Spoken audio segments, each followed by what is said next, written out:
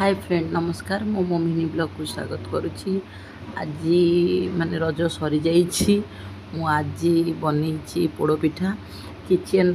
Recipe मु बनई ना कहीं किचेन पूरा खराब हो पड़ा आमर जेहेतु जेजेमा मरी जाइए आमर रजरे किसी जिनस हो नाला से आम स्वामी स्त्री छुआ टे बुलाया पड़े जाइलु आज आसिलु आसला घरे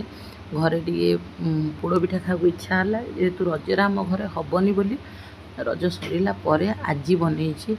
रेसिपी देखी पानी किचेन पूरा फालुदा बाहर कर देती से मु क्षीर पोड़ पिठा आउ पोड़ पिठा बनई क्षीर पोड़ पिठाटी बहुत सॉफ्ट होती आपण चाउल को बाटी क्षीर 2-3 पैकेट देकी बनई पारे ये भाव में सॉफ्ट हम तादे नड़िया काजू अलैच सब पकईकि जंतीबे यहाँ हूँ आमर नॉर्मल घरे जो पोड़ पिठा बनाती यहाँ गुड़े होती आकु भी से सेम दुईटा कड़ई रे ही मु पोड़ी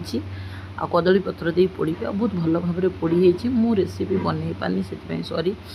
आपण तो रज एंजॉय करते आम बस खाऊचु आज बनईकी आज रज फज किसी ना मन को बुझापी पोड़पिठा खाया मन होता बनईकी खाईचु बस आपन को वीडियो केमती लगे जनइबे रही धन्यवाद thank you watching my video.